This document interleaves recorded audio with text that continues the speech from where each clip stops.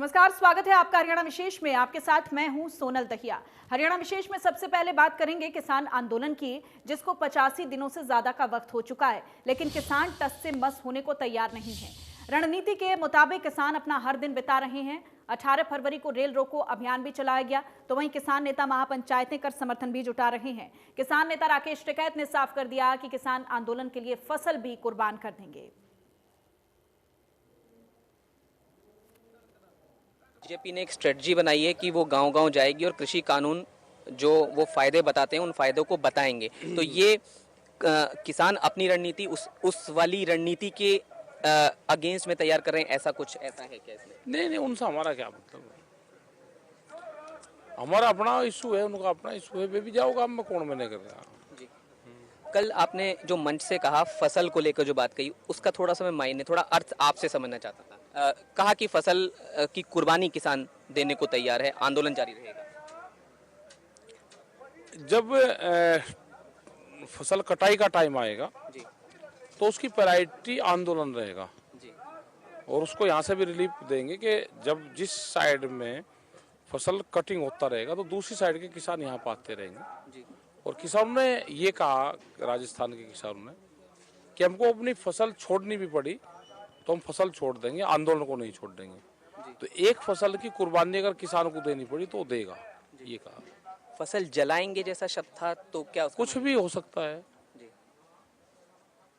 अगर सरकार ज्यादा वो करेगी तो किसान ये कह रहे कि हम उसको जला भी देंगे। जी। तो नुकसान जाहिर है किसान का। तो भाई गुस्सा किसानों में है, बताओ मैं क्या कर सकूं। मैं तो वो बात बताई जो किसानों ने बताई। बंगाल कब जा रहे हैं? बंगाल भी जाएंगे, बंगाल मार्च में जाएंगे। आपने हालांकि जब से बंगाल वाला बयान दिया है, तब से कुछ राजनीति उस पर शुरू हो गई है, तमाम बयानबाजी शुरू हो गई। आपने सुनी भी होगी कि हमने सुन देने की बात किसी की। जी हाँ, ये तो राजनीति करने वाले लोग हैं, पता नहीं कहाँ का तार कहाँ जोड़ दे। जी हाँ। शायद ममता बनर्जी से जोड़ रहे हैं। और मैं किसान नेता गुरनाम सिंह चढ़ूनी ने किसानों से अपील करते हुए कहा है कि हरियाणा पंजाब में महापंचायतों की जरूरत नहीं है, क्योंकि दोनों राज्यों के किसान आंदोलन में शामिल हैं, इसीलिए दूसरे राज्यों में महापंचायतों की जरूरत है। वो ठीक सुचारू रूप से और बढ़िया चल रहा है, लेकिन आज जो पंचायतों का दौर शुरू हो गया है उसकी हरियाणा और पंजाब में कोई ज़रूरत नहीं है। यहाँ पे तो पहले ही बहुत अच्छी जागृति है और मेरे ख्याल से लोग भी इसको नहीं चाह रहे हैं। तो मैं अनुरोध करूँगा कि हरियाणा और पंजाब से ये पंचायतें सभी भाई बंद कर दें। खापों वालों से भी अनुरोध करूँगा और आम सभी भाइयों से अनुरोध करूँगा कि हरियाणा में और पंजाब में कोई पंचायत ना रखवाए, बाकी दूसरे स्टेटों में रखवाएं, क्योंकि हमारे पास भी दूसरे स्टेटों में जाने का टाइम फिर कम रह जाता है जब हरियाणा और पंजाब वाले भाई पंचायतें रखते हैं। तो हरियाणा और पंजाब वाले भाई तो ज़्यादा ध्यान धरनों पे दें, वहाँ पे सिस्टम बनाएं कि हर गांव से इतने आदमी वहाँ पे परमानेंट रहेंगे, और दूसरा गांव वाले सिस्टम बनाएं कि जो हमारे दलित भाई हैं, मजदूर भाई हैं, उनको साथ में लेकर चलें, उनको भी अपने बीच में शामिल ज़रूर करें। और इस आंदोलन को फसल का टाइम आगे है, हो सकता है हमें उस दौरान भी चलाना पड़े, उसके लिए भी हमें तैयारी करनी पड़ेगी। अगर किसी भाई का पीछे काम खराब होता है और वो भाई धरने पे है या उसका ट्रैक्टर धरने पे है, तो पिछले भाई उसका काम संभाले, ऐसी व्यवस्था गांव के अंदर खड़ी कर लें और सभी भाइयों को साथ लेके चलें। सभी भाइयों का ये आंदोलन है, मजदूरों का, और जो हमारे दलित भाई हैं वो तो सारा सामान ही मोल लेके खाते हैं, उनको और महंगा मिलेगा। ये पैदा करने वालों का भी आंदोलन है, ये खाने वालों का भी आंदोलन है, ये दलितों का, शहर वालों का, मजदूरों का, सबका आंदोलन है, सबको साथ ले।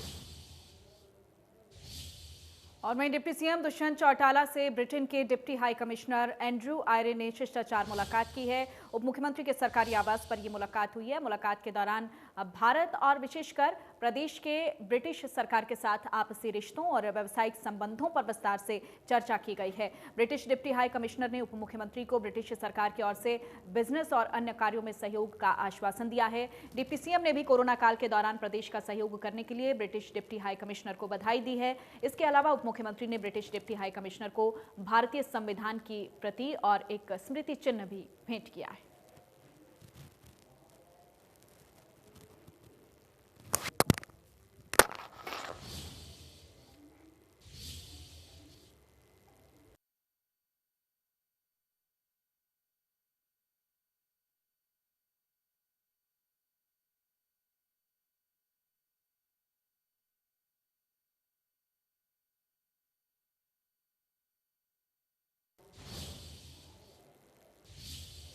और एक सैनिक देश के लिए बिना ये सोचे शहीद हो जाता है कि उसके बाद उसके परिवार का क्या होगा, कौन उसके माँ बाप, पत्नी, बच्चों की जिम्मेदारी उठाएगा, और ना ही वो अपनी मातृभूमि के लिए कर्तव्य निभाने की एवज में कोई विशेष सम्मान चाहता है। लेकिन हम सबकी जिम्मेदारी है कि हम उसकी शहादत के प्रति कृतज्ञ रहें और उस परिवार का सम्मान करें जिसने अपने प्यारे को सरहद पर भेजा ताकि हम सुरक्षित रह सकें।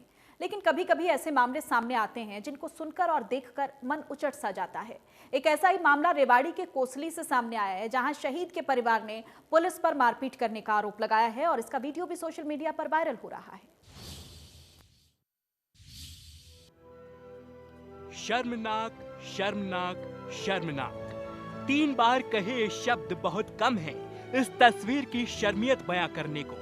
जी हां, जिस बहादुर सैनिक ने दुश्मन के छक्के छुड़ा दिए, देश के लिए अपना जर्रा जर्रा कुर्बान कर दिया, वो हिंद का वीर अपनों से ही हार गया। उसने तो सोचा था कि जिनके लिए वो जान की बाजी लगा रहा है वो उसे अपने दिल में हमेशा जिंदा रखेंगे। उसके जिस परिवार ने देश को बहादुर सेनानी दिया उसका सम्मान करेंगे। लेकिन ये हो क्या रहा है? पुलिस शहीद के परिवार के साथ मारपीट पर उतारू है, धक्का मुक्की हो रही है, खींचतान चल रही है। शहीद की मां रो रही है, पिता बेसहारा महसूस कर रहा है, पत्नी पुराना वक्त याद कर रही है और बात तो मेडल वापसी तक आ पहुंची है। तो हमारे शहीदों के अपमान होगा, वहाँ पर लोग गंदगी फैलाएंगे और वहाँ पर शराब पिएंगे और हमारी जो स्टैचू बनी हुई है, मूर्ति बनी हुई है, उसको नुकसान पहुँचाते हैं वहाँ। तो हमने उनसे काफी रिक्वेस्ट की कि इसको हटाया जाए यहाँ से और न बनाया जाए, दाएं बाएं कहीं भी बनाए, लेकिन वो उन लोगों ने हमारी नहीं सुनी। उन्होंने पुलिस फोर्स बुला ली और उन्होंने हमारे साथ धक्का मुक्की की। मेरे परिवार वालों को घसीटते हुए गाड़ी के अंदर बैठाया और थप्पड़ मारा उन्होंने और मेरे साथ भी जबरदस्ती किया कि चलो थाने चलो, लेकिन मैं वहाँ से गई नहीं। और फिर वहाँ जाके इनको खोल थाने लेके गए। जो डहीना चौकी इंचार्ज है उसने मेरे परिवार वालों को मारी।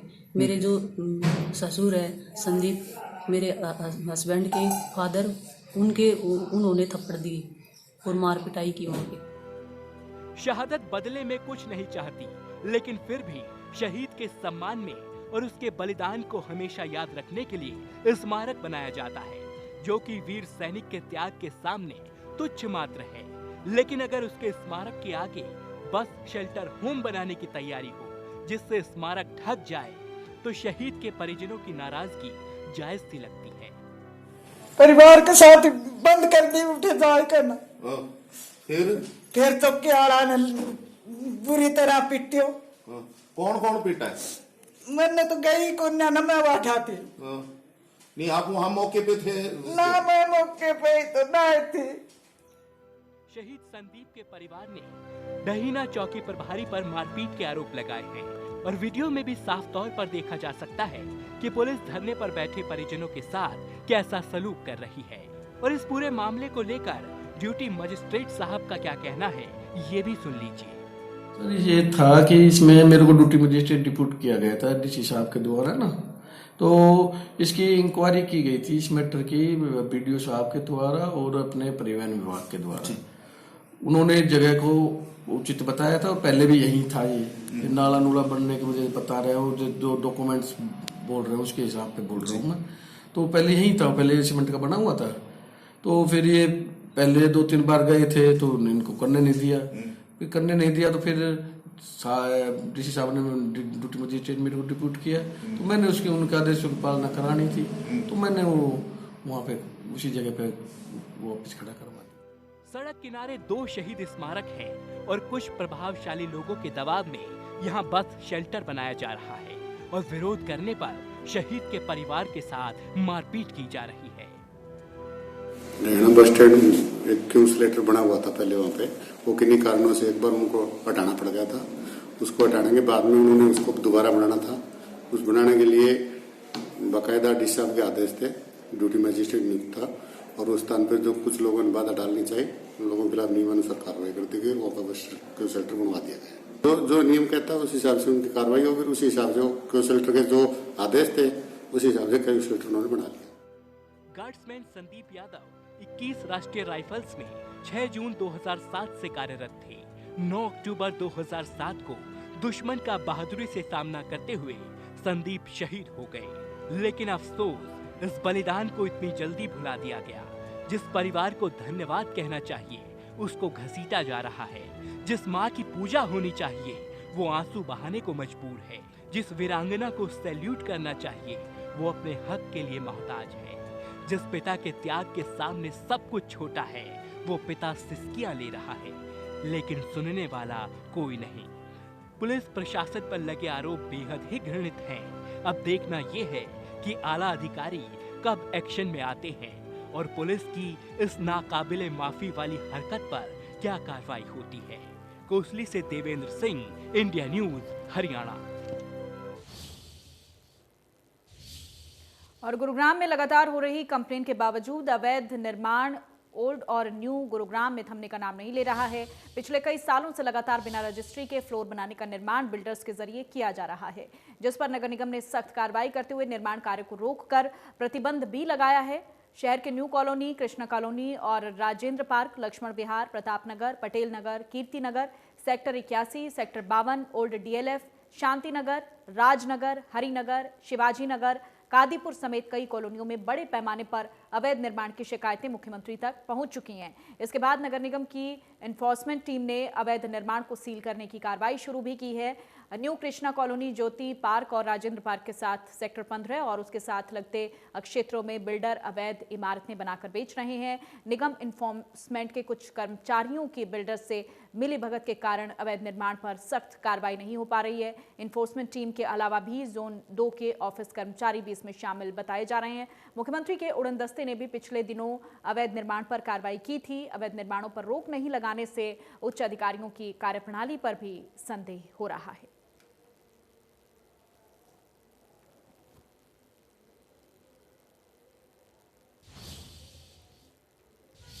और Haryana government PWD mechanic workers union ने लघु सचिवालय में प्रदर्शन किया है। कर्मचारियों ने अपनी मांगों को लेकर मुख्य सचिव के नाम डीसी को ज्ञापन सौंपा है। उन्होंने कहा कि कई बार सरकार के सामने परेशानी को रखा है, लेकिन समस्याओं को दूर नहीं किया गया।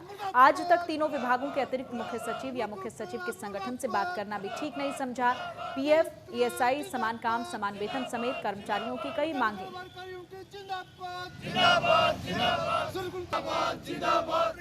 सेक्रेटरीट के ऊपर मैकेनिकल वर्कर यूनियन हरियाणा का आह्वान के ऊपर जो है यहाँ उनका धरना चला हुआ है, क्योंकि लगातार सरकार को इन्हें मांग पत्र दिया हुआ है, मांगे लिखित में दे रखी हैं, लेकिन सरकार या उच्च अधिकारियों ने आज तक इनसे कोई बातचीत नहीं करी, जिसके कारण आज यहाँ धरना देना पड़ रहा है। लेकिन इस धरने में जो इनकी मांग मुद्दे हैं उनको हल कराने के लिए सर्व कर्मचारी संघ से संबंधित यूनियन है, इसलिए सर्व कर्मचारी संघ का भी जिम्मेदारी बनती है कि इसके अंदर शरीक हों और हम इस धरना का समर्थन करते हैं, इनकी मांगों का समर्थन करते हैं। बढ़ते दामों ने आम आदमी की कमर तोड़कर लगातार 11वें कच्चे तेल की कीमतों में बढ़त दर्ज की गई है और इन सब के बीच महंगाई को लेकर राजनीति भी लगातार तेज होती जा रही है। विपक्ष सरकार के खिलाफ प्रदर्शन कर रहा है तो वहीं सरकार के मंत्री भी विपक्ष को करारा जवाब दे रहे हैं। कैसे तेल की बढ़ती कीमतों से बवाल मचा है, इस रिपोर्ट के जरिए आपको दिखाते हैं। तेल कंपनियों ने लगातार 11वें दिन पेट्रोल और डीजल के दाम बढ़ाए। इस बढ़ोतरी के साथ राजधानी दिल्ली में पेट्रोल 90 रुपए प्रति लीटर के पार हो गया। देश के कई शहरों में पेट्रोल 100 के पार हुआ। दिल्ली में पेट्रोल के रेट में 30 पैसे और डीजल में 33 पैसे प्रति लीटर की बढ़त दर्ज की गई। तेल के दाम देश में रिकॉर्ड ऊंचाई पर चल रहे हैं। प्रीमियम पेट्रोल तो पहले से ही कई शहरों में 100 रुपए के पार बिक रहा है। अब सामान्य पेट्रोल भी राजस्थान के श्रीगंगानगर, मध्य प्रदेश के अनूपपुर जैसे कई शहरों में 100 रुपए के पार बिक रहा है। पेट्रोलियम पर सबसे ज्यादा टैक्स लगाने के मामले में भारत दुनिया के टॉप 5 देशों में से एक है। जब जब तेल के दाम बढ़ते हैं, लोगों में गुस्सा भी बढ़ जाता है। बीजेपी सरकार ने चुनाव के दौरान नारा दिया था, बहुत हुई जनता पर पेट्रोल डीजल की मार, अब की बार मोदी सरकार। लेकिन अब सरकार पेट्रोल कंपनियों के आगे हाथ खड़े कर चुकी है। जी ਇਹਦੇ ਨਾਲ ਦੇਖੋ ਪਰ ਹਰੇਕ ਚੀਜ਼ ਦਾ ਮਤਲਬ बढ़न तेल ਦੇ बढ़न ਨਾਲ ਸਬਜ਼ੀਆਂ ਦੇ ਰੇਟ ਵੀ ਜ਼ਿਆਦਾ ਹੋ ਗਏ ਨੇ। ਉਸ ਕਿਸਾਨ ਤਾਂ ਪਹਿਲੇ ਦੁਖੀ ਹੈ ਜੀ, ਦਿੱਲੀ ਬੈਠੇ ਧਰਨੇ ਦੇ ਵਿੱਚ। ਮੋਦੀ ਸਰਕਾਰ ਬਹੁਤ ਤੰਗ ਪਰੇਸ਼ਾਨ ਕਰ ਰਹੀ ਹੈ, ਮਹਿੰਗਾਈ ਜ਼ਿਆਦਾ ਹੈ। ਰਾਜਸਥਾਨ ਦੇ ਵਿੱਚ 100 ਤੋਂ ਉੱਤੇ ਤੇਲ ਪੈਟਰੋਲ ਚੱਲ ਰਿਹਾ, 90-92 ਦੇ ਕਰੀਬ ਡੀਜ਼ਲ ਚੱਲ ਰਿਹਾ। ਉੱਥੇ ਬਹੁਤ ਜਨਤਾ ਦੁਖੀ ਹੈ ਜੀ। तो सरकार को सोचना चाहिए। हाँ, काफ़ी फर्क पड़ गया। जो आदमी 200 पहुँचते थे अब 150 पहुँचते हैं, 100 में काम चला रहे हैं। प्रदेश के गुरुग्राम और फरीदाबाद शहर में पेट्रोल पंप के बाहर लिखा देखेंगे कि यहाँ दिल्ली से सस्ता पेट्रोल डीजल मिलता है, लेकिन बढ़ती कीमतों के बाद क्या दिल्ली और क्या गुरुग्राम? हालात ये हैं कि गुरुग्राम में भी पेट्रोल 90 रुपए के पार चला गया। पेट्रोल डीजल के दामों में लगातार इजाफा हो रहा है और सीधे तौर पर कहा जाए तो लोगों की जेब पर इसका भार लगातार पड़ता हुआ नजर आ रहा है। पेट्रोल डीजल के दामों में लगती हुई ये आग कहीं ना कहीं परेशानी का सबब बन रही है। आज गुरुग्राम की बात की जाए तो डीजल का जो रेट है वो 81 रुपये 18 पैसे है, यानी कि 33 पैसे इसमें आज इजाफा हुआ है। वहीं पेट्रोल के जो दाम हैं वो 90 रुपये पैसे हैं, इसमें भी करीब 30 पैसे का इजाफा हुआ है। तो जाहिर सी बात है कि लगातार जिस तरह से पेट्रोल डीजल के दाम बढ़ रहे हैं उससे कहीं ना कहीं सीधे लोगों पर जेब पर असर पड़ता है। इस तरह से देखते हैं वैसे लगातार डीजल और पेट्रोल के रेट बढ़ रहे हैं। आम आदमी है, रोजी रोटी कमाने वाला आदमी है, ज़्यादा परेशान हो रहा है। रोज की रोज पैसा बढ़ रहा है तो इनकम का सोर्स बढ़ता नहीं जा रहा है, बट दामों में तेजी आती जा रही है तो हम कुछ कर नहीं पा रहे हैं इसके लिए। क्या लगता है कि सरकार इस पर कोई बड़ा कदम उठाना चाहिए, क्योंकि सीधे तौर पर लोगों की जेब पर, क्योंकि ट्रांसपोर्ट महंगा होता है। बिल्कुल बिल्कुल, हर चीज़ में जाइए आप। अगर पर्सनल कैब भी करते हैं तो उसके भी दाम बढ़े हुए हैं हर चीज़ के लिए, क्योंकि पेट्रोल का दाम बढ़ेंगे तो कैब भी अपना पैसा बढ़ा रही है। बट इसके अंदर कुछ लग नहीं रहा कि कुछ सरकार कुछ कर रही है। बट मैं मानता हूँ सरकार को कुछ करना चाहिए ताकि आम आदमी पर इसका ज़्यादा इम्पैक्ट ना पड़े। आम आदमी पे इससे ज़्यादा इम्पैक्ट पड़ रहा है क्योंकि उसकी सैलरी वगैरह वो इंक्रीज हो नहीं, उसकी आमदनी इंक्रीज हो नहीं रही है। बट पेट्रोल के दाम बढ़ रहे हैं, खर्चे उसके ज़्यादा हो रहे हैं, इस वजह से तो उसकी आमदनी है, घर खर्च उसका चलना बहुत मुश्किल हो पा रहा है। बिल्कुल, देखिए कहीं ना कहीं सीधे तौर पर परेशानी बढ़ी है। आज कितने दाम बढ़े हैं गुरुग्राम में बात की जाए तो? आज 33 पैसे डीजल बढ़ा है और 30 पैसे पेट्रोल। क्या लगातार 5 से 6 दिन से लगातार? हाँ जी, एक हफ्ते से मतलब लगातार दाम बढ़ रहे हैं। पेट्रोल और डीजल की बढ़ती कीमतों से आम लोगों का बजट गड़बड़ा गया है। कालावली में हरी सब्जी भी पंजाब से आती है। पेट्रोल डीजल के दाम बढ़ने से ट्रांसपोर्ट महंगा हो गया है, जिससे सब्जियों के भाव बढ़ गए हैं। बढ़ते हुए पेट्रोल डीजल और रसोई गैस के दामों को लेकर कांग्रेस भी सरकार पर हमलावर है। सिरसा में कांग्रेस ने बढ़ती महंगाई के खिलाफ खच्चर रेहड़ी पर मोटरसाइकिल और गैस सिलेंडर रखकर रैली निकाली। आज हम महंगाई के खिलाफ जो है प्रदर्शन कर रहे हैं बजरंग दास जी की अध्यक्षता में। और ये गैस का सिलेंडर जो है कांग्रेस के राज में 392 रुपये था, आज 800 रुपये हो गया और सब्सिडी भी इसकी ख़त्म कर दी। इसी तरह डीजल जो है 90 के लगभग हो गया लीटर और पेट्रोल जो है 100 से पार चला गया है। महंगाई बढ़ती जा रही है और इन मुद्दों को लेकर आज महंगाई को लेकर कांग्रेस पार्टी ये हमने जुलूस निकाला है। मोटरसाइकिल भी और सिलेंडर को दिखा दे है भी आज तेल इतना महंगा गया, हमारे मोटरसाइकिल में तेल नहीं है, हम इसको गाड़ी पे ले जाके। इसी तरह सिलेंडर जो है हम बढ़ाने के लायक नहीं हो गया, 800 रुपये हो गया। तो ये दोनों चीज़ें हम बाजार में सोचते हुए भगत सिंह चौक में आज हमने ये प्रोग्राम किया है। जहां कांग्रेस देश भर में महंगाई को लेकर सरकार के खिलाफ लामबंद है, तो वहीं पीएम मोदी से लेकर बीजेपी के सभी नेता हर कोई महंगाई के लिए कांग्रेस को कोस रहा है। सूबे के गृह मंत्री अनिल विज ने पेट्रोल की कीमतों को लेकर सोनिया गांधी पर निशाना साधा। विपक्ष की सार्थक भूमिका निभाने में असमर्थ कांग्रेस पार्टी सरकार का विरोध करने के लिए सिने स्टारों की मदद लेना चाहती है और उसके लिए देश का सम्मान अमिताभ बच्चन और अक्षय कुमार जैसे सिने स्टारों को धमकाया जा रहा है। यह कांग्रेस के अपंग होने और खोखला होने का परिचायक है। कांग्रेस अध्यक्षा सोनिया गांधी को अमिताभ बच्चन और अक्षय कुमार से माफ़ी मांगनी चाहिए। देश भर में विरोध के बावजूद पिछले कई दिनों से पेट्रोल डीजल के दाम बढ़ते जा रहे हैं। देश के हर हिस्से में तेल की कीमत में बढ़ोतरी जारी है। गाजियाबाद में भी लोग बढ़ी हुई पेट्रोल की कीमतों से परेशान हैं। 10 दिनों से ज्यादा का वक्त हो गया, लेकिन पेट्रोल और डीजल के दामों में लगातार इजाफा हो रहा है। गाजियाबाद में मैं इस समय मौजूद हूं और एनसीआर में भी आसमान छूते पेट्रोल और डीजल के दामों की वजह से लोगों को खासी परेशानी का सामना करना पड़ रहा है। एक तरफ जहां डीजल के दाम बढ़ने से रोज़मर्रा की ज़रूरत की चीज़ें महंगी हो जाती हैं, तो वहीं पेट्रोल के दाम बढ़ने से जो 2 पहिया वाहन चालक हैं उनको खासी दिक्कतों का सामना करना पड़ता है। मैं आपको मीटर पर यहाँ दिखा देता हूँ। आज गाजियाबाद में जो पेट्रोल का दाम है वो 88 रुपये 46 पैसे है और डीजल के दाम जो हैं वो 80 रुपये 85 पैसे हैं। अगर आज की बात करें तो पेट्रोल में करीब 24 पैसे का इजाफा बताया जा रहा है, जबकि डीजल में करीब 34 पैसे का इजाफा बताया जा रहा है। लेकिन कुछ पैसों में लगातार हो रही है बढ़ोतरी। यानी एक तरफ किसान आंदोलन, दूसरी तरफ कोरोना और बेरोजगारी के साथ ही महंगाई ने लोगों की मुश्किलें बढ़ा दी हैं। Bureau report, India news, Haryana. और इसी के साथ हरियाणा विशेष में इतना ही। नमस्कार।